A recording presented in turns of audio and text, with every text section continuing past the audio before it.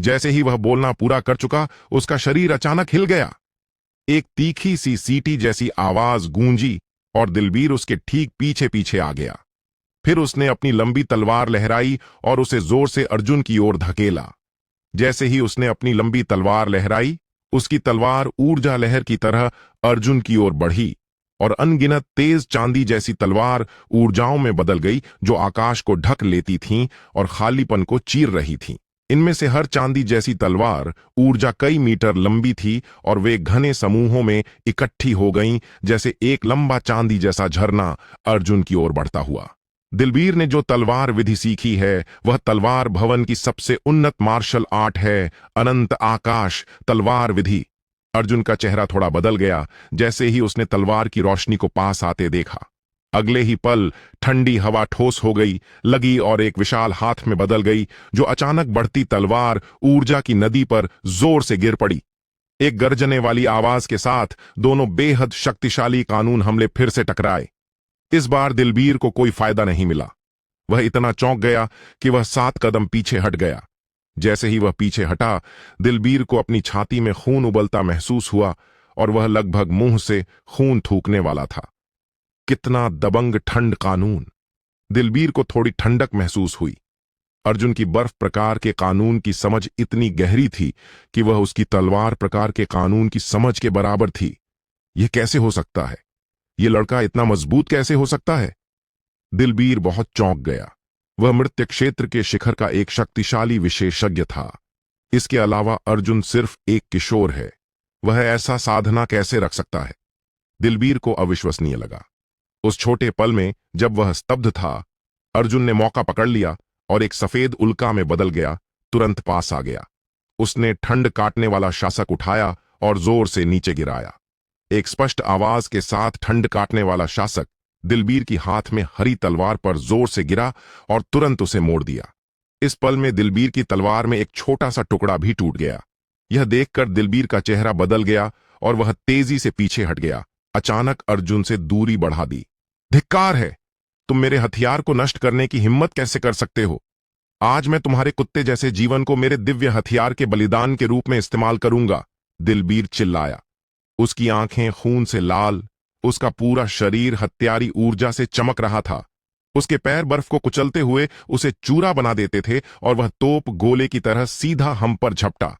साथ ही उसने अपने भंडारण अंगूठी में हाथ डाला और पूरी तरह लाल आग जैसी एक लंबी तलवार निकाली। उग्र ज्वाला ड्रैगन कट! दिलबीर चिल्लाया। उसकी सच्ची ऊर्जा उबल रही थी और उसके शरीर से अत्यंत गर्म हवा निकल रही थी। फिर दिलबीर ने जलती तलवार लहराई और जोर से काटा। एक मोटी शक्तिशाली ज्वाला अचानक भड़क उठी और जलती तलवार उग्र ज्वालाओं से घिर गई। ज्वालाएं इतनी गर्म थीं कि आसपास की बर्फ पिघल गई। तुरंत बाद यह चाल बहुत शक्तिशाली थी। बीच में यह एक चमकदार ब्लेड ऊर्जा छोड़ी जो लाल ज्वाला झरने जैसी थी, जो अर्जुन की ओर बढ़ी। एक छोटी सी चाल। अर्जुन ने हल्के से नाक से आवाज निकाली और अपने हाथ में ठंड काटने वाला शासक हिलाया। अचानक शासक जीवंत हो गया लगता था और हवा में उड़ गया। अर्जुन के नियंत्रण में शासक पर अनगिनत रून कूद रहे थे, चमकदार सुनहरी रोशनी निकाल रहे थे। तुरंत बाद शासक की सतह पर बर्फ गायब होने लगी। इसके बजाय गर्म आग की सार तत्व की लकीरें दिखाई दीं। जब सभी आग तत्व सार शासक पर केंद्रित हो गए तो पूरा शासक अचानक चमकदार सुनहरी रोशनी से फूट पड़ा। जाओ! अगले पल अर्जुन ने अपनी उंगली आगे फेंकी और तुरंत सीमा काटने वाला ठंड काटने वाला शासक उल्का पिंड की तरह दिलबीर की ओर चला गया। पलक झपकते ही यह दिलबीर द्वारा छोड़ी गई तलवार ऊर्जा की धारा से जोर से टकराया। एक धीमी धमक। अर्जुन का चेहरा थोड़ा ठंडा हो गया और वह अपनी शंकाओं के बारे में निश्चित हो गया। जैसा उम्मीद था, ठंड काटने वाला शासक अकेले बर्फ कानून की शक्ति सहन कर सकता है। वास्तव में यह अपने अराजक सच्ची ज्वाला की शक्ति भी सहन कर सकता है। यह जानकर अर्जुन के पास सोचने का समय नहीं था। उसने अपने शरीर में सभी अराजक स्रोत ऊर्जा को अराजक सच्ची ज्वाला में बदल दिया और उन्हें ठंड काटने वाले शासक पर इकट्ठा किया। तुरंत ठंड काटने वाले शासक से ज्वालाएं उठीं। एक अद्वितीय गर्मी की लहर निकल रही थी जो 9 स्वर्गों को जलाने में सक्षम लग रही थी। ओह नहीं, इस जादुई हथियार में भी अजीब आग है। अर्जुन के ठंड काटने वाले शासक से निकलती तेज गर्मी देखकर दिलबीर, जो मूल रूप से हमला करने का मौका लेने की तैयारी कर रहा था, का चेहरा थोड़ा बदल गया और उसने तुरंत अपना हमला रोक दिया। यह अर्जुन निश्चित रूप से साधारण नहीं है, मर जा। हालांकि अगर वह रोकना चाहता भी तो अर्जुन उसे अनुमति नहीं देता। अर्जुन ने अपनी आंखें संकरी कीं और अपने ठंड काटने वाले शासक के साथ हिंसक कंपन के साथ जलती अराजक सच्ची ज्वाला सुनहरी रोशनी की धारा में बदल गई। बिजली की गति से दिलबीर की ओर बढ़ी। दिलबीर ने भौहें चढ़ाई, अपना दाहिना मुक्का घुमाया और जोर से मार दिया। अगले पल दिलबीर 5 या 6 कदम लड़खड़ाकर पीछे हटा और संतुलन हासिल किया। क्या यह कैसे संभव है? दिलबीर पूरी तरह आतंकित था और अपनी आंखों पर विश्वास नहीं कर सका। अर्जुन ने वास्तव में 2 शक्तिशाली कानून एक साथ सीखे थे, ठंड और आग के अंतिम कानून। ऐसी प्रतिभा, विशाल स्वप्न पश्चिम महाद्वीप में भी शीर्ष स्तर की मानी जाती। लेकिन यह कैसे संभव है? यह लड़का तो बस एक अयोग्य निकम्मा है, कहीं का जंगली लड़का। वह ऐसी प्रतिभा कैसे सोच सकता है? तुरंत दिलबीर की आंखें गुस्से से लाल हो गईं। तुम छोटे हरामजादे, मैं तुम्हें मार डालूंगा। दिलबीर गुस्से में आ गया और अपनी कलाई हिलाकर उसने एक और लाल भाला निकाला। यह भाला पूरी तरह 1000 साल पुरानी लोहे की लकड़ी से बना था, अजीब और जटिल पैटर्न और डिजाइन से ढका जो इसे रहस्यपूर्ण हवा देता था। आग राक्षस भाला, उन्हें सब मार डालो। फिर दिलबीर ने तीखी चीख निकाली और अपने हाथ का आग राक्षस भाला हवा में फेंक दिया। आग राक्षस भाला हवा में मंडराया, गुनगुनाता हुआ। तुरंत बाद भाला चमका, जलती हवा लेकर और अर्जुन की ओर जोर से चला गया। मरने के लिए तैयार हो जा, दिलबीर क्रूरता से चिल्लाया। उसकी नजर में अर्जुन, जिसके पास कोई प्रतिरोध की शक्ति नहीं थी, निश्चित रूप से मरने वाला था। लेकिन जल्द ही उसने पाया कि चीजें उसकी उम्मीद से अलग हो रही थीं। एक गरजने वाली आवाज आई। जैसे ही आग राक्षस भाला अर्जुन को मारने वाला था, ठंड काटने वाला शासक अचानक कांपा और एक मोटी बर्फ की परत तेजी से शासक को ढक गई। इसे क्रिस्टल साफ विशाल बर्फ शासक में बदल दिया। फिर विशाल बर्फ शासक ने हवा में एक सुंदर छाप खींचा और झाड़ा वास्तव में आग राक्षस भाला को काट दिया, जो पास की छोटी पहाड़ी में जोर से गिर गया। एक जोरदार धमाके के साथ छोटी पहाड़ी ढह गई। क्या? दिलबीर की आंखें चौड़ी हो गईं। कानून की शक्ति इतनी तेजी से गुण बदल सकती है। यह लड़का कितना प्रतिभाशाली है। इस पल में दिलबीर की ईर्ष्या और गुस्सा चरम पर पहुंच गया।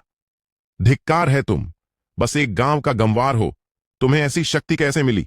मैं तुम्हें मार डालूंगा, दिलबीर चिल्लाया और उसकी हिंसक तलवार इरादा बढ़ी। एक बार फिर अर्जुन पर हमला। अर्जुन ने उदासीन मुस्कान के साथ ठंड काटने वाला शासक हिलाया और एक और ठंडी ऊर्जा की लहर निकली। जब दोनों शक्तियां टकराईं, दिलबीर का हमला फिर टूट गया और उसे कई मीटर पीछे हटना पड़ा, इससे पहले कि वह संतुलन हासिल करे।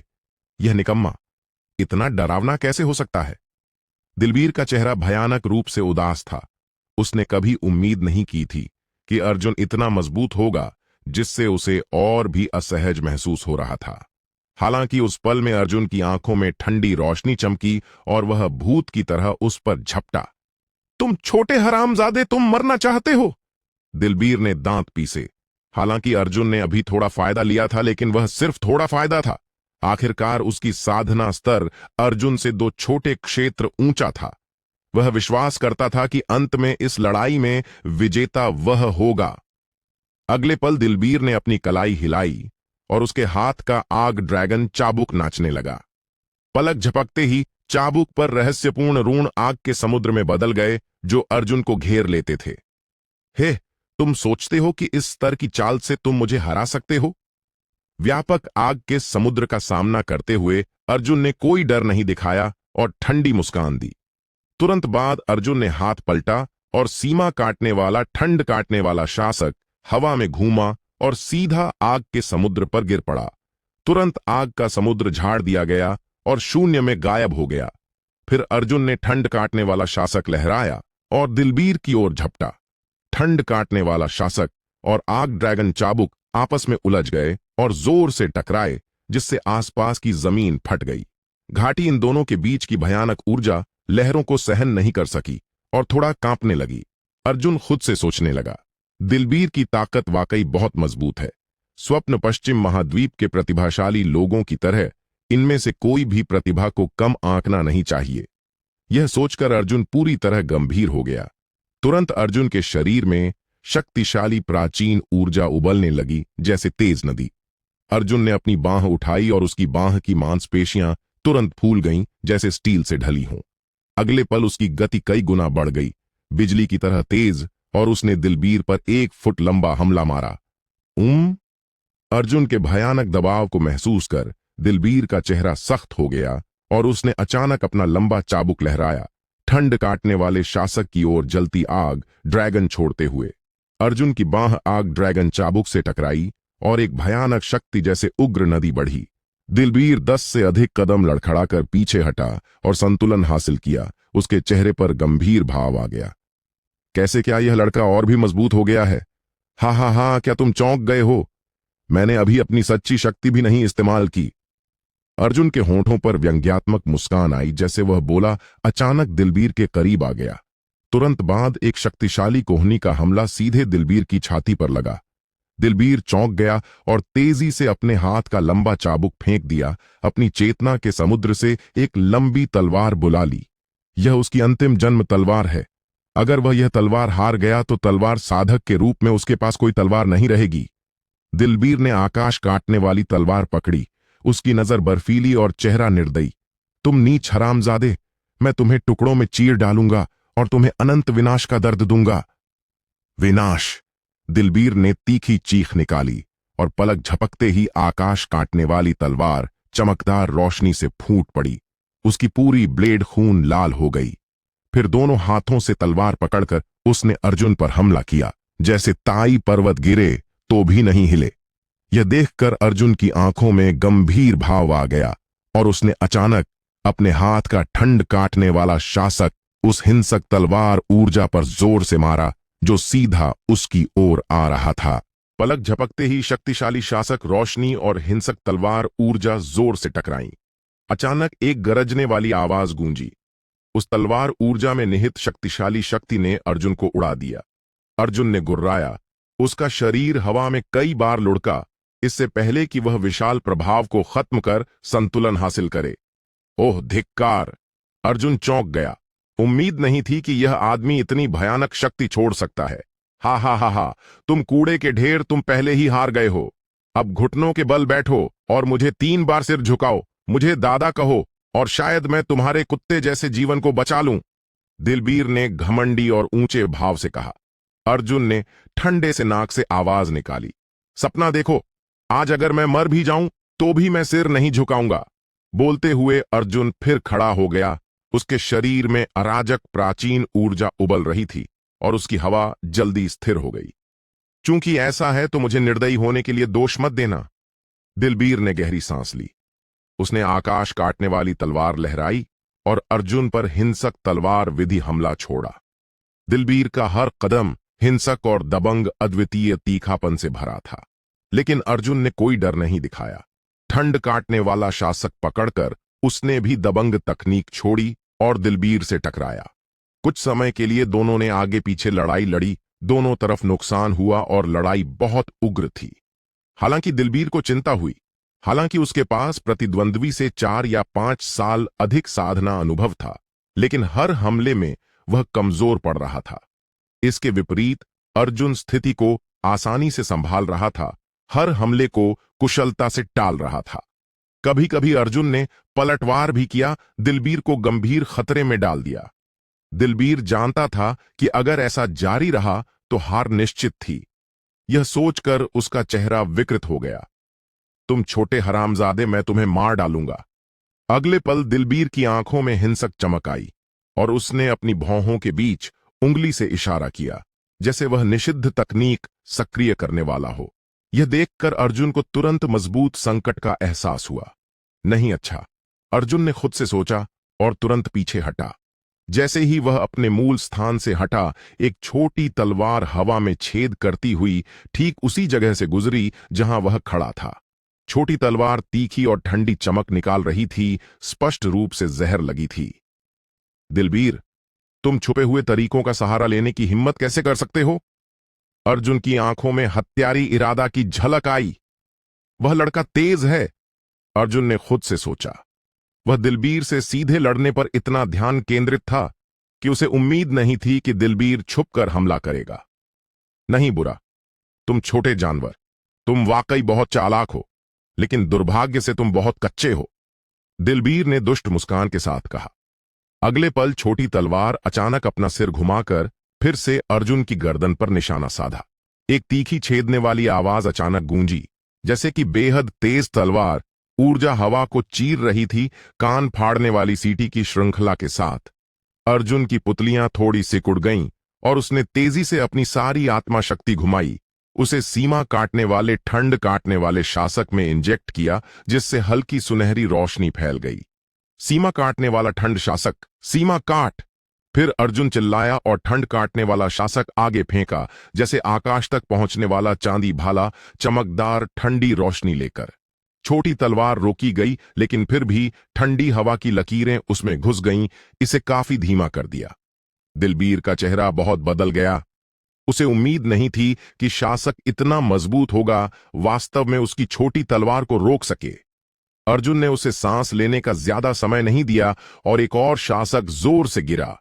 एक जोरदार धमाके के साथ छोटी तलवार अर्जुन के शासक से छाती में मारी गई। तुरंत उसकी पसलियां टूट गईं, लगभग अर्जुन के हमले से टूट गईं, उसे खून से लथपथ छोड़ दिया। धिक्कार है! दिलबीर दर्द से चिल्ला नहीं सका, जैसे उसका शरीर पीछे उड़ गया और जमीन पर गिर गया। उसकी कई पसलियां ठंड काटने वाले शासक की भयानक शक्ति से टूट गई थीं और अब वह दर्द से पसीने से तर था। अगर वह मर्त्य अमर क्षेत्र के शिखर का शक्तिशाली विशेषज्ञ न होता तो अर्जुन का हमला उसे गंभीर रूप से घायल कर देता और यह पूरी तरह असंभव नहीं था कि वह मर जाता। अर्जुन, तुम कुतिया, मैं तुम्हें कभी माफ नहीं करूंगा, दिलबीर चिल्लाया।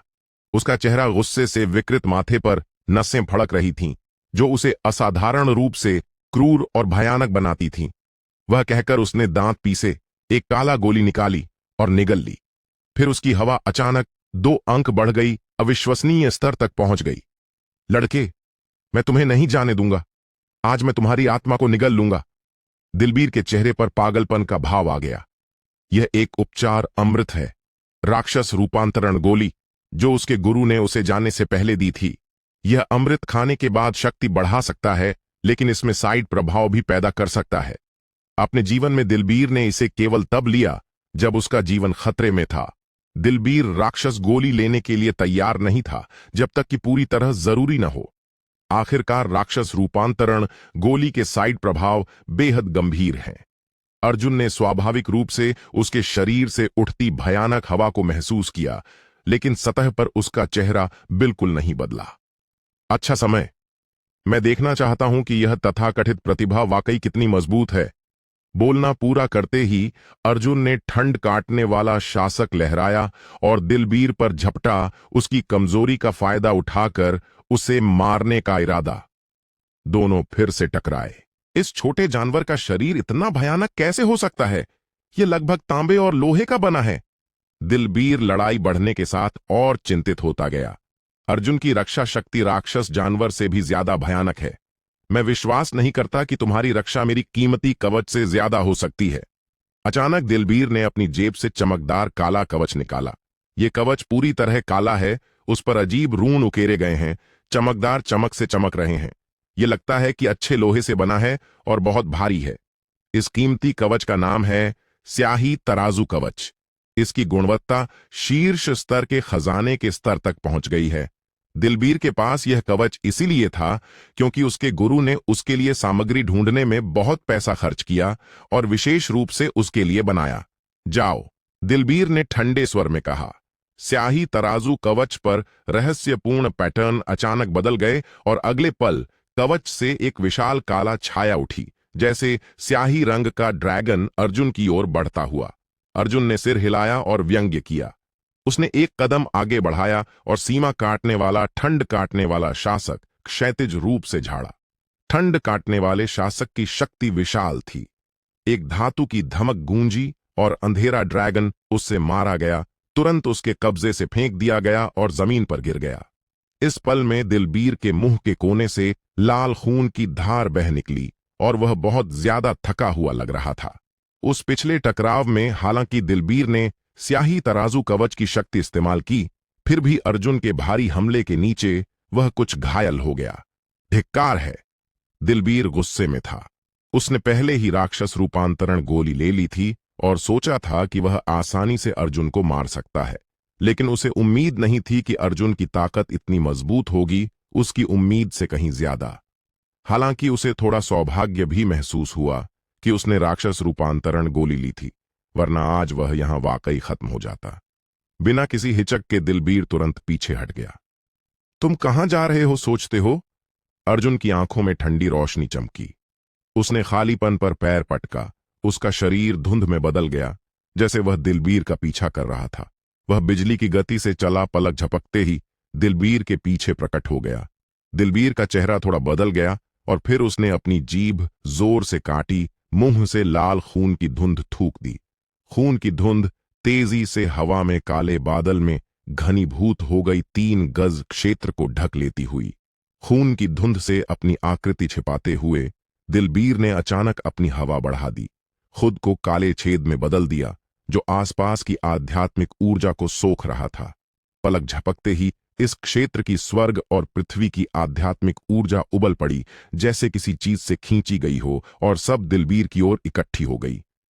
लड़के, मर जा, दिलबीर ने ठंडे से कहा और दोनों मुक्के फेंके अर्जुन के सिर पर निशाना साधते हुए। मरने की कोशिश। अर्जुन का चेहरा बर्फीला ठंडा था। उसने कलाई हिलाई और ठंड काटने वाला शासक दिलबीर पर झाड़ दिया। दोनों टकराए और दिलबीर हिंसक रूप से पीछे फेंक दिया गया। उसका चेहरा कागज की तरह पीला और वह एक धीमी गुर्राहट निकाली। उसने हाथ उठाया और आकाश काटने वाली तलवार उसके हाथ में प्रकट हो गई।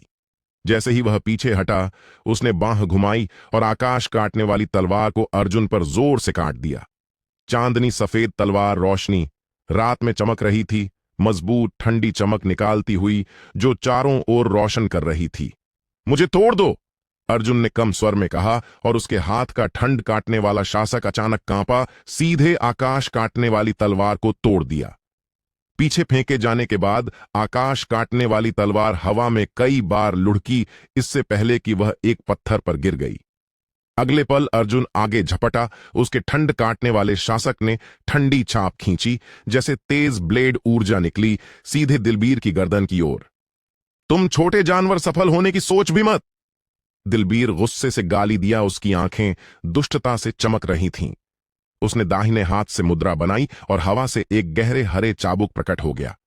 स्याही सर्प चाबुक, जाओ। जैसे ही दिलबीर मंत्र पूरा कर चुका, स्याही सर्प चाबुक विशाल काले अजगर में बदल गया, ठंड काटने वाले शासक को घेर लिया और उसकी हमला शक्ति थोड़ी कम कर दी। हालांकि अर्जुन शांत रहा और फिर से ठंड काटने वाले शासक को अपने सामने जोर से गिराया। एक जोरदार धमाका। केवल एक छोटी कैसे ठंड काटने वाले शासक की बढ़ती शक्ति को सहन कर सकती है।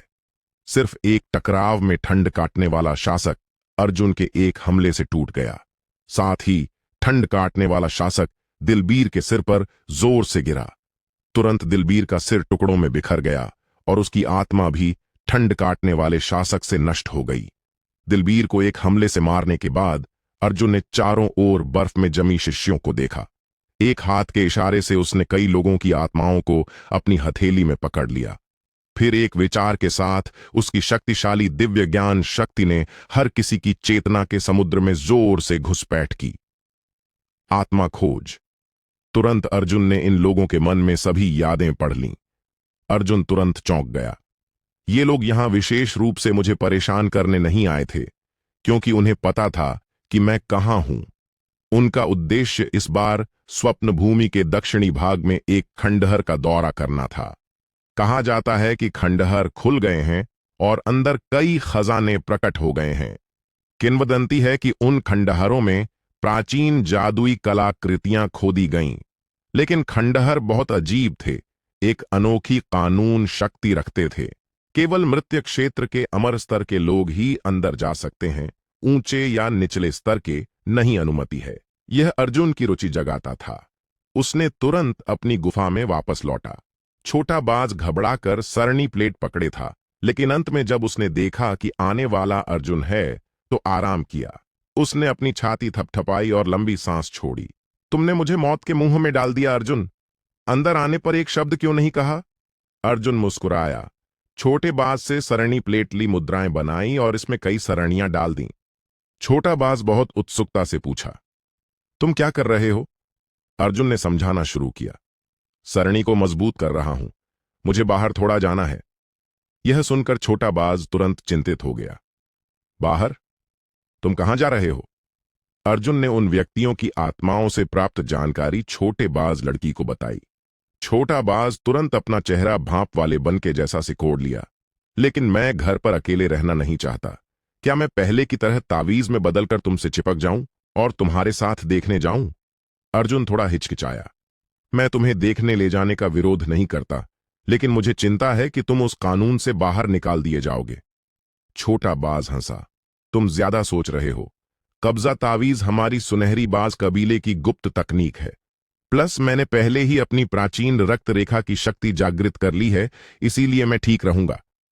अर्जुन अभी भी कुछ हिचकिचा रहा था, लेकिन छोटे बाज के आत्मविश्वास भरे चेहरे को देखकर उसने सहमति में सिर हिलाया। ठीक है, अगर तुम इंसिस्ट करते हो तो चलो चलते हैं। छोटा बाज तुरंत खुश हो गया। उसने हाथ जोड़े, कुछ मंत्र बुदबुदाए और फिर उसके माथे पर हल्का सुनहरा निशान दिखाई दिया। एक अजीब उतार चढ़ाव पूरी गुफा में फैल गया। अर्जुन एक पल के लिए स्तब्ध रह गया। किसी कारण उसे इस उतार चढ़ाव से परिचितता का एहसास हुआ। इसके बारे में सोचने से पहले छोटा बाज पहले ही सुनहरी रोशनी के गोले में बदल गया और सीधे अर्जुन की छाती पर उड़ गया। तुरंत छोटे बाज की आवाज अर्जुन के मन में गूंजी, कैसा लगा? कोशिश करके देखो और देखो कि क्या तुम अपनी दिव्य ज्ञान से मेरी उपस्थिति महसूस कर सकते हो। अर्जुन को यह मजेदार लगा और एक विचार के साथ उसे आश्चर्य हुआ कि वह वाकई उसकी उपस्थिति महसूस नहीं कर सका। वाह, यह अद्भुत है। क्या यह भी तुम्हारी जन्मजात अलौकिक क्षमता है? छोटा बाज हंसा। बेशक, लेकिन यह तरीका बहुत थकाने वाला है।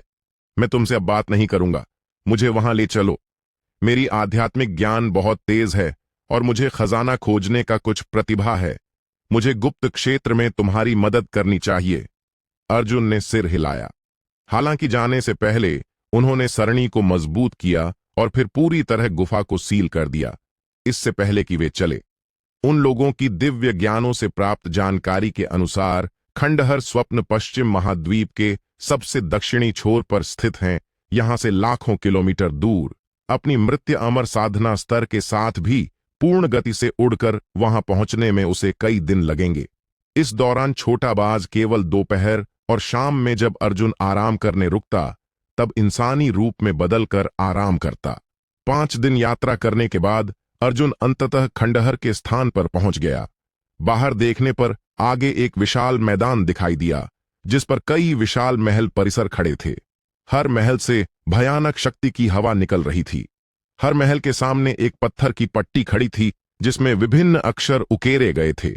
लगता था कि कुछ रहस्य दर्ज कर रहे थे। दूर से अर्जुन को लग रहा था जैसे वह एक भव्य और विशाल इतिहास पुस्तक के अंदर है। यह अर्जुन को पूरी तरह चौंका गया।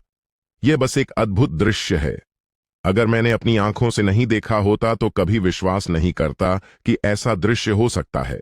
हालांकि इस समय कई लोग खंडहरों के बाहर घूम रहे थे, अंदर जाने का कोई इरादा नहीं था।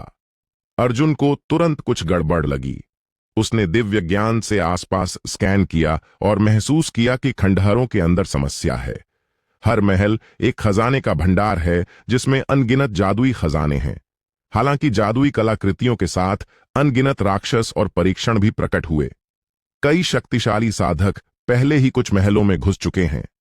हालांकि आज तक उनमें से कोई बाहर नहीं आया। जो भी अंदर जाकर जांच करने गया, वह भी गायब हो गया। हालांकि उनके आत्मा पट्टिकाएं नहीं टूटीं। यहां तक कि सबसे शक्तिशाली भविष्यवाणी और पूर्वानुमान तकनीकें भी अंदर जाने वालों के भाग्य की भविष्यवाणी नहीं कर सकती। इस पल में छोटे बाज की आवाज अर्जुन के मन में गूंजी। मैं महसूस कर सकता हूं, अंदर का माहौल खतरनाक है, लेकिन अंदर कई खजाने भी हैं। अगर तुम अंदर जा रहे हो तो बहुत सावधान रहना अर्जुन, वरना तुम वाकई मर जाओगे। अर्जुन ने थोड़ा सिर हिलाया। तुरंत उसने एक महल चुना, उठा और उड़ गया। यह तब तक नहीं था जब तक वह महल के करीब पहुंचा कि अर्जुन को इसका आकार कल्पना से परे महसूस हुआ। अर्जुन को अचानक कुछ गड़बड़ लगी। ये महल करीब आने पर इतने बड़े क्यों दिखते हैं? हालांकि दूरी ज्यादा नहीं है, और जब हमने अभी पहाड़ी से नीचे देखा तो ये महल सामान्य आकार के लग रहे थे। लेकिन अब महल के सामने खड़े होकर अर्जुन खुद को चींटी जैसा छोटा महसूस कर रहा था। विशाल महल द्वार का आकार इतना बड़ा लग रहा था जो आकाश को ढक लेता था। अर्जुन ने दुकान का दरवाजा खोलने में जल्दबाजी नहीं की। एक पल सोचकर वह फिर हवा में उठा और अन्य महलों के द्वारों के सामने उतरा। कई कोशिशों के बाद अर्जुन ने पाया कि चाहे वह किस महल के सामने खड़ा हो, वही चीज देखेगा। लगता है कि ये महल सभी ऐसी शक्तिशाली कानूनों से शासित हैं।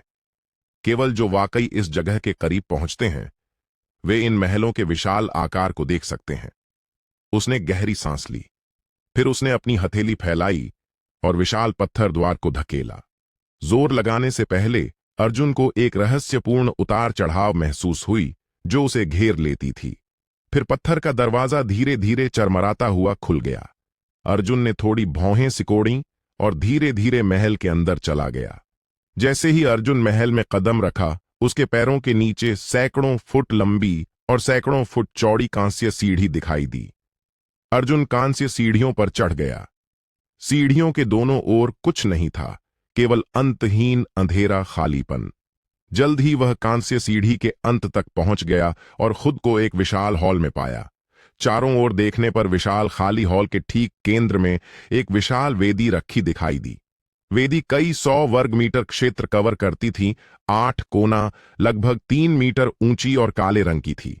इसके चारों ओर कई पत्थर के ताबूत थे। अर्जुन चौंक गया। उसे पता नहीं था कि हॉल कितना बड़ा है या उन ताबूतों में क्या है। क्या उन लोगों ने जो महल में पहले घुसे थे वे इन अजीब ताबूतों की वजह से बाहर नहीं निकल पाए? जैसे ही अर्जुन मन में यह सोच रहा था, छोटे बाज की आवाज अचानक उसके मन में गूंजी। अर्जुन, तुम्हें सावधान रहना चाहिए, वरना उन ताबूतों में हवा बेहद खतरनाक है। अर्जुन ने गुप्त रूप से सिर हिलाया, बेहद सतर्क रहते हुए। उसने अपनी दिव्य ज्ञान शक्ति सक्रिय की और चारों ओर देखा। सच में उसने पाया कि वेदी के चारों ओर सभी ताबूत एक बेहद गुप्त सरणी के माध्यम से वेदी से जुड़े थे।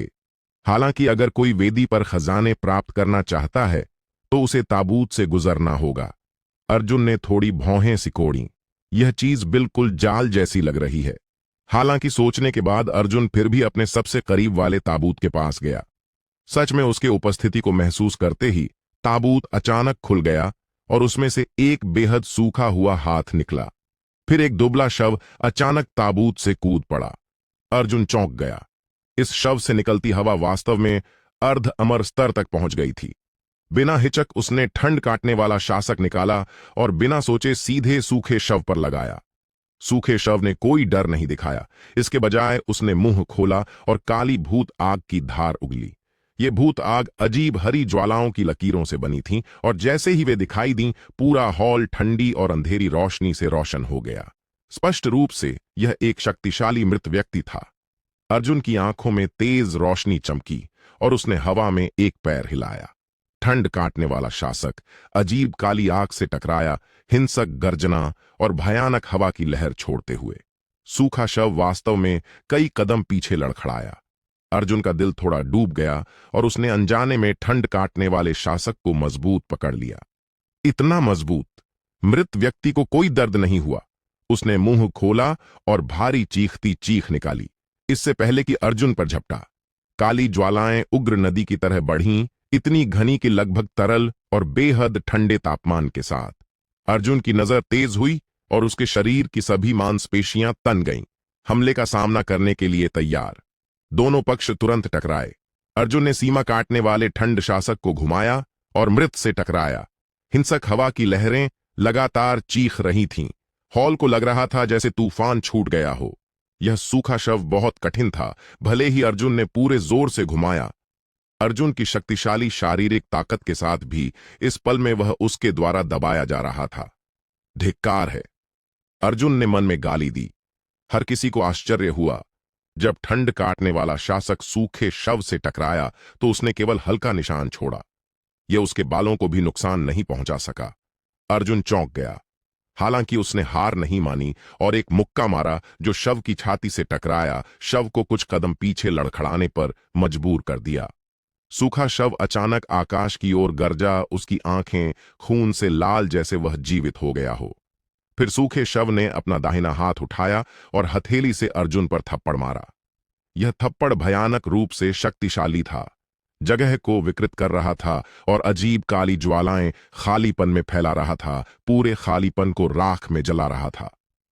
वह हथेली का हमला अविश्वसनीय तेज था, पलक झपकते ही अर्जुन तक पहुंच गया और उसकी छाती से टकराया। अर्जुन ने गुर्राया, खून उगला और उड़ गया, जमीन पर जोर से गिर गया। अर्जुन ने मुश्किल से बैठने की कोशिश की, उसका चेहरा गंभीर, और उसने अपनी छाती पर हथेली के निशान को देखा। उस सूखे शव का हथेली हमला उसके खून और ऊर्जा को उबाल रहा था। इसके अलावा उस हथेली हमले में निहित शक्ति बहुत अजीब थी, लगता था कि सब कुछ खा सकती है। अर्जुन ने अपने शरीर में अराजक प्राचीन ऊर्जा घुमाई ताकि खाने वाली शक्ति का विरोध करे, लेकिन फिर भी उसे छाती में तेज दर्द महसूस हो रहा था। यह सूखा शव निश्चित रूप से जीवन में साधारण व्यक्ति नहीं था। हालांकि उसे परेशान पाते हुए भी अर्जुन का पीछे हटने का इरादा नहीं था। एक जोरदार चिल्लाहट के साथ उसके हाथ के ठंड काटने वाले शासक से अचानक चमकदार नीली रोशनी फूट पड़ी। ठंड कानून की शक्ति सक्रिय। पलक झपकते ही ठंड काटने वाले सीमा शासक से नीले बर्फ की परतें तेजी से फैल गईं। फिर सूखे शवों को ढकने वाली ज्वालाएं इस जमे हुए दुनिया में तेजी से बुझने लगीं।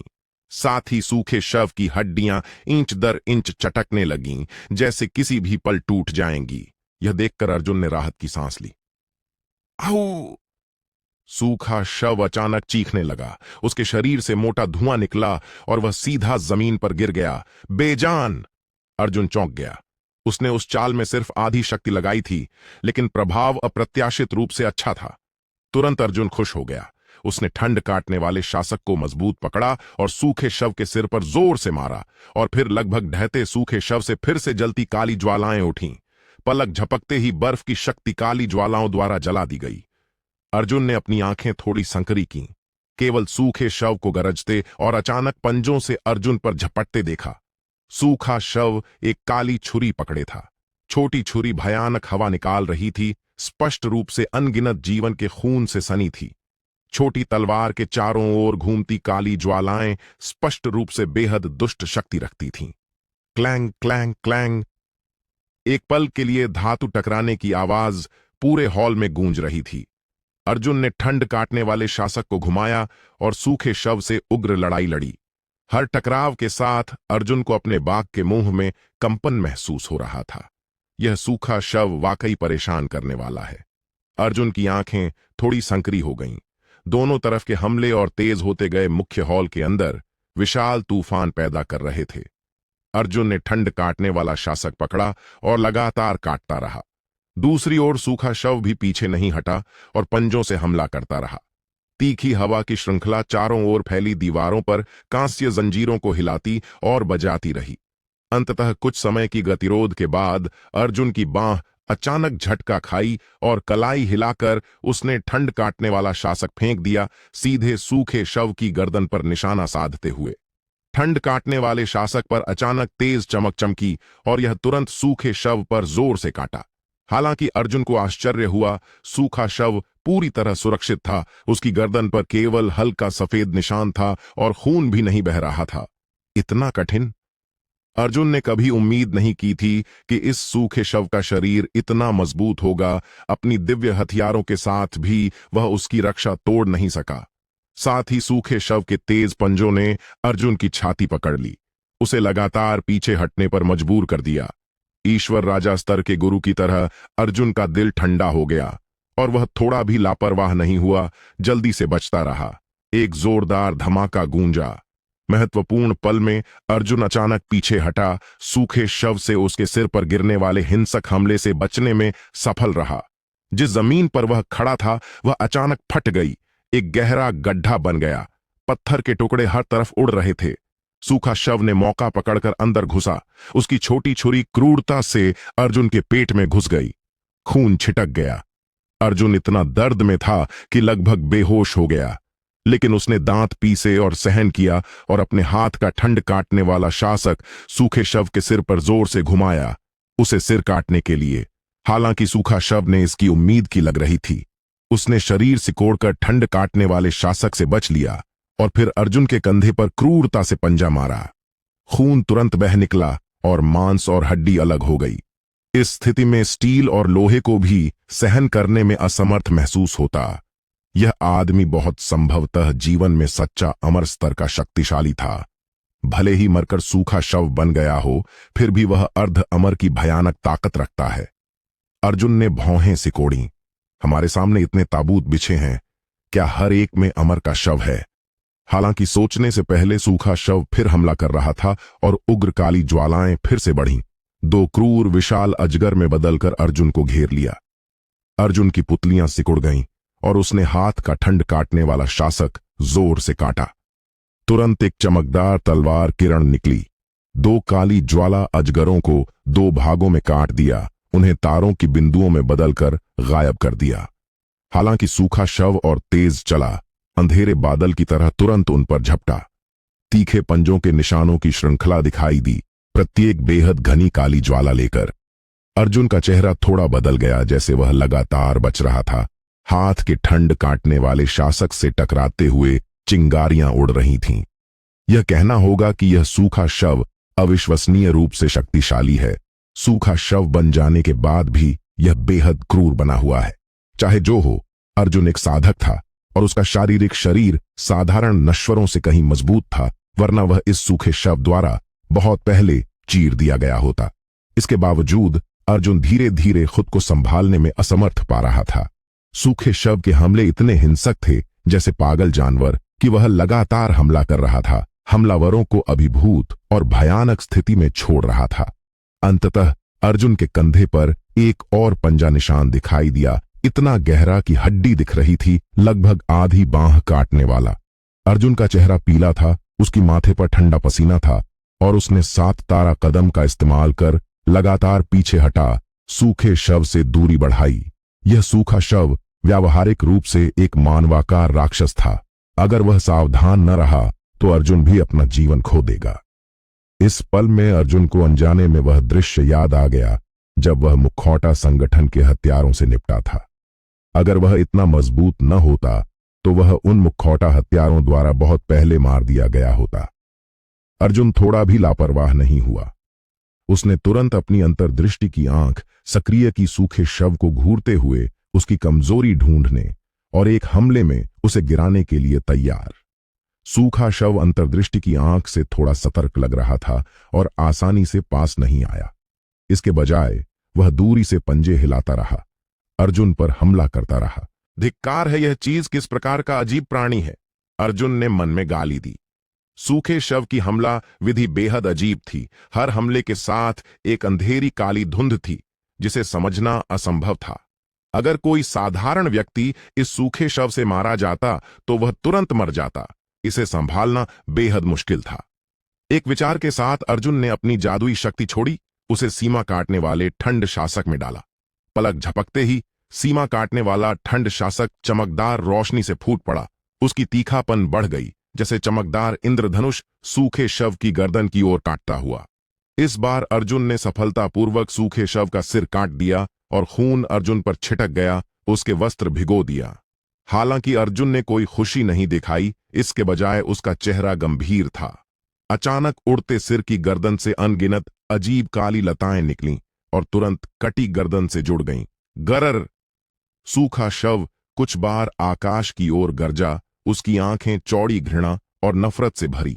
अर्जुन बहुत चौंक गया। सिर कट जाने के बाद क्या सिर फिर से जोड़ा जा सकता है?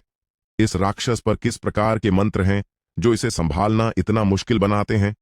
अर्जुन काफी चौंक गया, लेकिन सूखा शव पहले ही गरजता हुआ उसकी ओर दौड़ रहा था। अर्जुन ने ठंड काटने वाले शासक को घुमाकर दुश्मन का सामना किया। दोनों खजाने टकराए, चिंगारियां उड़ रही थीं। अर्जुन ने गुर्राया, अपनी बांह में सुस्त दर्द महसूस करते हुए। सूखे शव की हमला शक्ति भयानक रूप से मजबूत है। अर्जुन आतंकित था। यह निश्चित रूप से स्वप्न पश्चिम महाद्वीप में कदम रखने के बाद से वह सबसे खतरनाक स्थिति थी। उसके अंदर भयानक संकट का एहसास उठा। अगर मैं सावधान न रहा तो आज यहां मर सकता हूं। मैं सब कुछ दांव पर लगा दूंगा, अर्जुन चिल्लाया। उसकी आंखों में अटल संकल्प की चमक। उसकी आंखों में बैंगनी बिजली की लकीरें चमकीं, उनमें तेज चमक। तुरंत बाद अर्जुन के शरीर से हल्की बैंगनी ऊर्जा की लकीरें निकलीं, एक पतली रोशनी की परत में बदलकर उसे घेर लिया। अर्जुन की आकृति अचानक जमीन से उठी, धनुष से छूटे तीर की तरह बाहर निकली, सीधे सूखे शव की ओर। उसके चारों ओर बिजली की लकीरें चटक रही थीं। उसने अपने शरीर की अराजक प्राचीन ऊर्जा को बेहद शुद्ध बिजली प्राचीन शक्ति में बदल दिया था। सीमा काटने वाला ठंड शासक तुरंत बिजली से छटकने लगा, जैसे सब कुछ नष्ट करने की शक्ति रखता हो, और सूखे शव पर जोर से गिरा। पलक झपकते ही सूखे शव की पूरी बांह का एक टुकड़ा काट दिया गया। सफेद हड्डी दिखाई दी। यह दृश्य सूखे शव को जगह पर जमा दिया, पहले जितना क्रूर नहीं रहा। क्या हो रहा है? अर्जुन हैरान था। वह महसूस कर सकता था कि सूखा शव अचानक बेहद कमजोर हो गया था, जैसे वह कुछ शक्ति खो चुका हो। अर्जुन एक पल के लिए रुका, फिर थोड़ी भौहें सिकोड़ी। लगता है कि यह सूखा शव उतना शक्तिशाली नहीं है जितना कल्पना की गई थी, या शायद उसकी अपनी ऊर्जा खत्म हो गई है। वरना अपनी वर्तमान स्थिति में भले ही उसने बिजली कानून की प्राचीन शक्ति छोड़ी, यह सूखे शव को कोई नुकसान पहुंचाना मुश्किल होता। हालांकि यह सूखा शव अभी भी परेशान करने वाला था। अर्जुन ने अब हिचकिचाहट नहीं की और तुरंत लाल फीनिक्स आग आत्मा कड़ाही बुलाई। यह वह कड़ाही है जो उसने बहुत पहले प्राप्त की थी और लंबे समय से इस्तेमाल नहीं की थी। तुरंत अर्जुन ने कई मंत्र डाले और विशाल कड़ाही अचानक चमकदार ज्वालाओं से फूट पड़ी सूखे शव पर दब गई। सूखा शव बिना किसी प्रतिरोध के विशाल कड़ाही में खींच लिया गया। विशाल कड़ाही के अंदर हिंसक उतार चढ़ाव उठा, जो फिर शांत हो गया। अर्जुन ने भौं उठाई। स्पष्ट रूप से विशाल कड़ाही से बेहद शक्तिशाली ऊर्जा निकल रही थी। लगता था कि मुक्त होने की कोशिश कर रही हो, लेकिन वह पूरी तरह लाल फीनिक्स आग आत्मा कड़ाही को नियंत्रित करने पर केंद्रित था।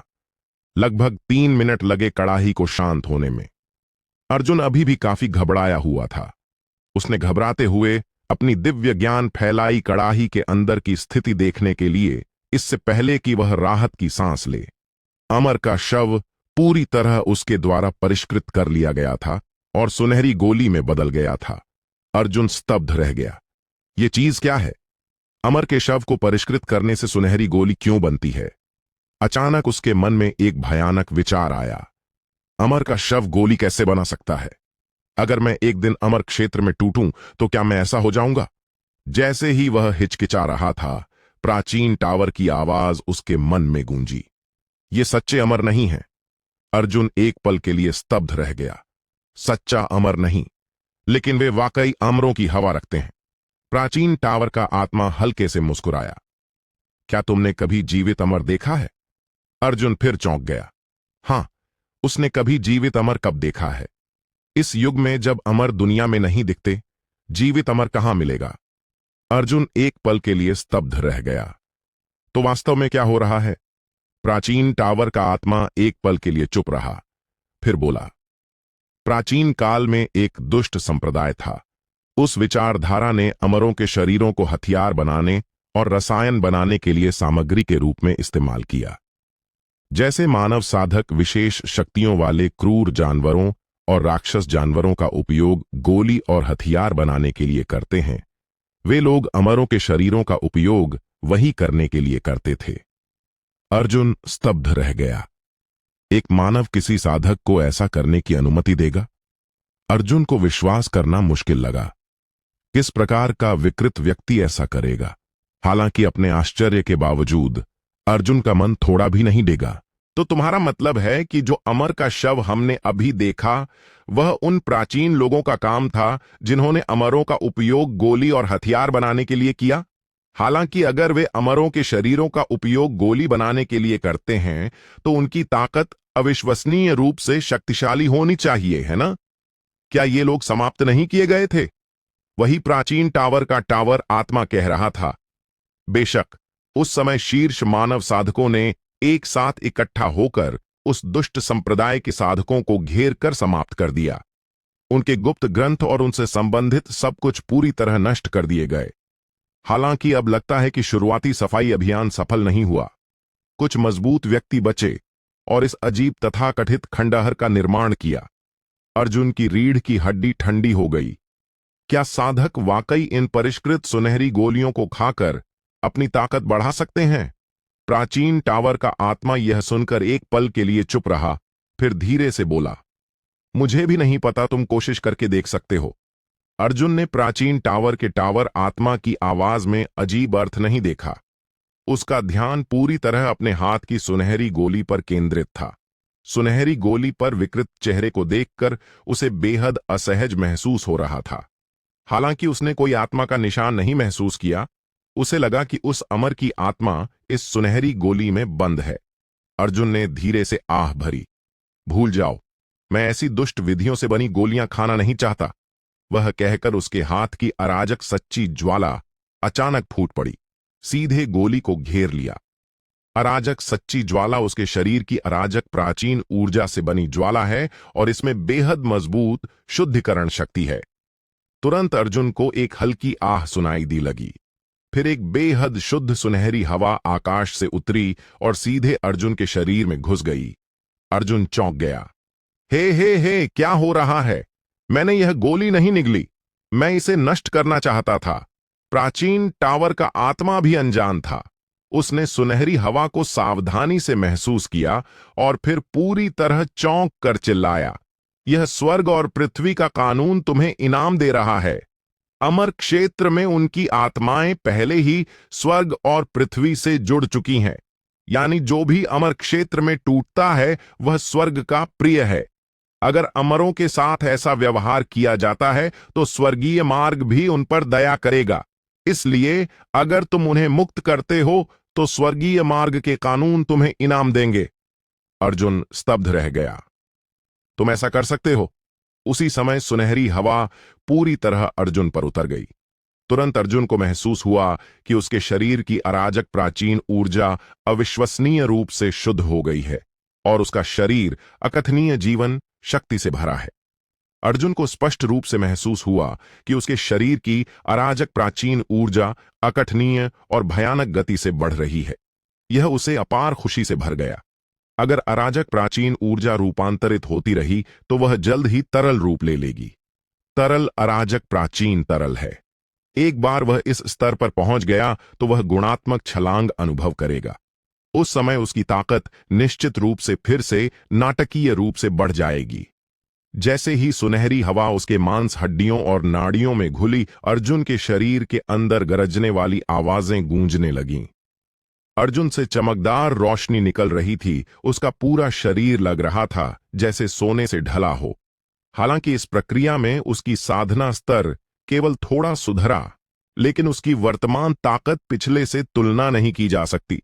अन्य प्रतियोगियों को संदर्भ के रूप में इस्तेमाल करने की जरूरत नहीं, केवल खुद को। अर्जुन को स्पष्ट रूप से महसूस हुआ कि अब वह अपने पूर्व स्वयं को आसानी से हरा सकता है। अर्जुन ने जमीन पर ताबूतों को ध्यान से देखा। हालांकि मैं उन अजीब संप्रदायों की तरह अमरों के शवों को परिष्कृत कर शक्ति नहीं सोख सकता, मैं उन्हें मुक्त कर सकता हूं। इस पल में छोटे बाज की आवाज अर्जुन के मन में गूंजी। अर्जुन वह क्या था? वह हवा ने मुझे सहज रूप से डर महसूस कराया। अर्जुन ने उसे अभी जो हुआ था समझाया। छोटा बाज तुरंत समझ गया और अब वह भी उत्साहित हो गया। अर्जुन, तुम किसका इंतजार कर रहे हो? चलो ताबूत खोलते रहें। अर्जुन उत्साहित होकर सिर हिलाया। बेशक, वह कहकर वह सीधा आगे बढ़ा और एक और ताबूत खोल दिया। सच में जैसे ही वह करीब पहुंचा, ढक्कन एक भयानक शक्ति से उड़ा दिया गया।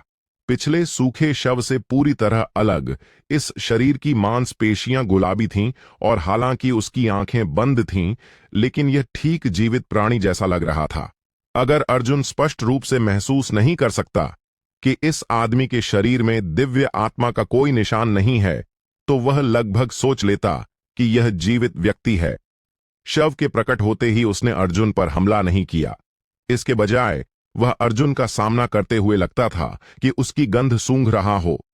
अर्जुन ने थोड़ी भौहें सिकोड़ी और सीमा काटने वाला ठंड शासक पहले ही उसके हाथ में प्रकट हो चुका था। इस आदमी से निकलती हवा पिछले सूखे शव से कहीं ज्यादा मजबूत है। बहुत संभव है कि यह शव इस पल में भी अमर की शक्ति छोड़ सकता है। हालांकि अब जब उसने स्वर्ग और पृथ्वी के कानूनों से प्रतिक्रिया प्राप्त कर ली है, अर्जुन अपने प्रतिद्वंद्वी से नहीं डरता। अगले पल शव ने भारी आवाज में कहा, भविष्य की पीढ़ी के मानव, मैं कभी कल्पना नहीं कर सका कि मेरी मृत्यु के बाद मैं इस तरह समाप्त हो जाऊंगा। अर्जुन एक पल के लिए स्तब्ध रह गया, फिर जल्दी से बोला, वरिष्ठ, क्या आप अभी भी सचेत हैं? शव को लग रहा था कि अर्जुन कुछ प्रश्न पूछना चाहता है और तुरंत ठंडी हंसी निकाली। हे लड़के, जो भी तुम जानना चाहते हो, आज तुम्हें पहले मेरे हाथों में जीवित रहना होगा। मैं 100 मनोरंजनों का अमर स्वामी हूं। बोलना पूरा करते ही सूखा शव ने हाथ उठाया और एक लंबी काली तलवार उसके कब्जे में प्रकट हो गई। बिना हिचक सौखेल अमर स्वामी ने हाथ उठाया और तेजी से घुमाया और काली ब्लेड ऊर्जा तुरंत खालीपन को चीरती हुई अर्जुन की ओर काटी। काटो! अर्जुन ने कम स्वर में कहा और अचानक ठंड काटने वाले शासक को क्षेत्र में झाड़ दिया। दोनों हथियार टकराए, तुरंत तीखी धमक पैदा कर दी। एक डेफनिंग गर्जना के साथ अंधेरी तेज ब्लेड ऊर्जा और फुट लंबी रोशनी की किरण एक साथ टूट गई। इस टकराव में दोनों बराबर थे। अर्जुन ने अपनी आंखें थोड़ी संकरी की, उसकी नजर में थोड़ी गंभीरता आई।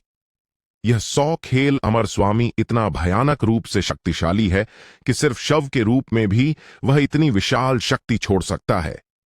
अर्जुन ने थोड़ी भौहें सिकोड़ी और 100 खेल अमर स्वामी की आकृति अचानक गायब हो गई और तुरंत अर्जुन के सामने प्रकट हो गई, जोर से काटते हुए। अर्जुन जल्दी से पीछे हटा। इसके बावजूद उसके वस्त्र का आगे का हिस्सा तेज ब्लेड से फट गया, एक गहरा हड्डी दिखाने वाला घाव छोड़ दिया। तुरंत उसके शरीर के अंदर अविश्वसनीय रूप से तेज तलवार इरादा जंगली रूप से बढ़ा। अगर अर्जुन ने अभी स्वर्ग और पृथ्वी के कानूनों से उपहार नहीं प्राप्त किया होता, तो वह निश्चित रूप से इस भयानक तलवार इरादे से अपने आंतरिक अंगों में घायल हो जाता। उसने मन में गाली दी, सोचा कि वह कितना बदकिस्मत है। हे लड़के, तुम वाकई काफी अच्छे हो, लेकिन तुम्हारी ताकत अंततः बहुत कमजोर है। ऐसी ताकत के साथ इस राक्षस सील महल को हिलाना बस पर्याप्त नहीं है। अर्जुन ने भौहें सिकोड़ी, उसकी आंखें चमकीं और उसके होंठों पर मुस्कान आई। तुरंत बाद उसने अपनी हथेली खोली और 5 उंगलियां फैलाईं। उसकी हथेली से विशाल दबाव निकला और पलक झपकते ही आसपास घूम गया, जैसे एक विशाल हथेली छाया हवा से प्रकट हो गई। उस हथेली हमले में निहित हवा लग रही थी कि हवा उबल रही हो। ये एक मार्शल आर्ट तकनीक है। कितना भयानक! अमर मारने वाली हथेली। अर्जुन गरजा और हथेली मारी, लेकिन 100 खेल अमर स्वामी ने बिना किसी डर के उसका सामना किया। दोनों मिले एक स्पष्ट आवाज पैदा कर दी। अर्जुन खुद को हाँफने से रोक नहीं सका। एक विशाल शक्ति की लहर ने उसे कई कदम लड़खड़ाते हुए पीछे भेज दिया, इससे पहले कि वह संतुलन हासिल करे। वह मूल रूप से सोचता था कि उसने स्वर्ग और पृथ्वी के कानून समझ लिए हैं और इस अमर मारने वाली हथेली की शक्ति पिछले से ज्यादा होगी, लेकिन उसे उम्मीद नहीं थी कि परिणाम अलग होगा। 100 खेल अमर स्वामी के हाथ की लंबी तलवार निश्चित रूप से एक स्वर्गीय हथियार थी, फिर भी अमर मारने वाली हथेली के एक कदम से कुचल दी गई। क्या यह अमर हथियार के साथ अमर द्वारा छोड़ी जा सकने वाली शक्ति है? यह भयानक है। अर्जुन खुद से बुदबुदाया। अर्जुन को यहां तक संदेह था कि अगर यह आदमी अपने पूर्ण रूप में होता, भले ही वह ठंड काटने वाला शासक पकड़े होता, वह उसके साथ मुकाबला नहीं कर पाता। ओह, तुमने वास्तव में मेरा यह हमला रोक लिया? 100 मनोरंजनों का अमर भी जो देख रहा था, उससे थोड़ा आश्चर्यचकित था। युवक, तुम काफी अच्छे हो। स्पष्ट है कि समय के साथ तुम निश्चित रूप से अमर क्षेत्र तक पहुंच जाओगे, लेकिन दुर्भाग्य से तुम मुझसे टकरा गए। तुम्हें इसमें शामिल नहीं होना चाहिए था। बोलना पूरा करते ही अर्जुन को स्पष्ट रूप से महसूस हुआ कि 100 खेल अमर स्वामी की हवा अचानक बदल गई। एक ग्रे हवा तुरंत 100 खेल अमर स्वामी को घेर लेती थी, क्षेत्र को अजीब और भयानक बना रही थी, जैसे नरक में हो। यह चीज क्या है? यह देखकर अर्जुन सतर्क हो गया। वह महसूस कर सकता था कि उस ग्रे धुंध में एक बेहद भयानक ऊर्जा छिपी है। इस ऊर्जा की शक्ति पहले से भी ज्यादा भयानक है।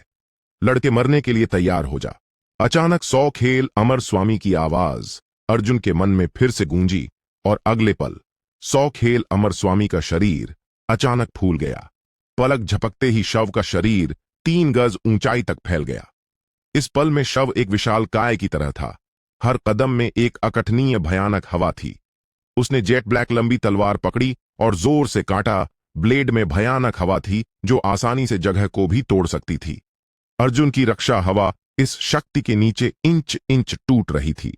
धिक्कार है, यह बूढ़ा राक्षस अचानक इतना भयानक कैसे हो गया? अर्जुन के चेहरे पर आश्चर्य था और वह एक कदम पीछे हटा। तुम छोटी मछली, मेरी यह तलवार वह दस्तखत तकनीक है जो मुझे उस समय प्रसिद्ध बनाती थी। यह हमला 100 विपत्तियां मार कहलाता है। 100 खेल अमर स्वामी ने ठंडे से अर्जुन को घूरा। उसकी आंखों में क्रूर चमक थी। लड़के, बस अपनी किस्मत स्वीकार कर लो। हूं 100 खेल अमर स्वामी, अपनी घमंड मत करो। भले ही तुम अमर हो, मैं अर्जुन कभी नहीं झुकूंगा। बोलना पूरा करते ही अर्जुन के शरीर का अराजक प्राचीन तरल अचानक उसकी नाड़ियों से उसके अंगों और हड्डियों में फैल गया। उसके चारों ओर तेज ज्वाला दिखाई दी। ठंड काटने वाले सीमा शासक से चिपक गई। आकाश काटने वाला शासक! अर्जुन गरजा और अचानक सीमा काटने वाला ठंड शासक झाड़ दिया। जलती अराजक सच्ची ज्वाला एक चौंकाने वाली शासक किरण में बदल गई जो अचानक 100 खेल अमर स्वामी पर हमला कर दी। 100 खेल अमर स्वामी के हाथ की विशाल ब्लेड अचानक नीचे काटी, सीधे जलती शासक जैसी रोशनी से टकराई। दोनों पूरी तरह विरोधी शक्तियों के टकराव ने तुरंत एक विशाल लहर पैदा कर दी। धातु टूटने की आवाज गूंजी और जलती ब्लेड ऊर्जा तुरंत 100 खेल अमर स्वामी द्वारा टूट गई।